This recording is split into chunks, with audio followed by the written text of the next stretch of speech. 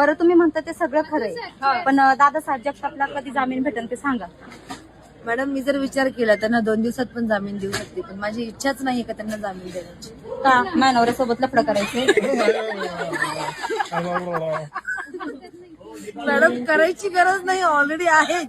आज तुम्हाला माहितच नाही, अजून तुम्ही फक्त बायका घरी लग्न झाले तरी तुला 10 म्हणून यायचं, मग तुला आम्ही 10 जणी म्हणता.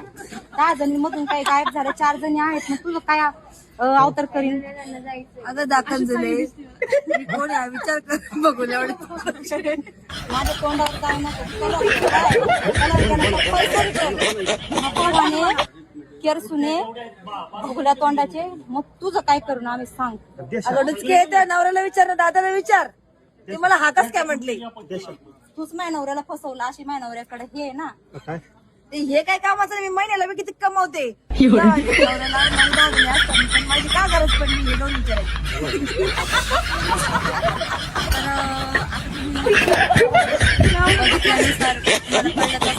की दादांना आता 10वी बायको पण येणार आहे, त्यासाठी तुम्ही बघत राहा PTV. धन्यवाद.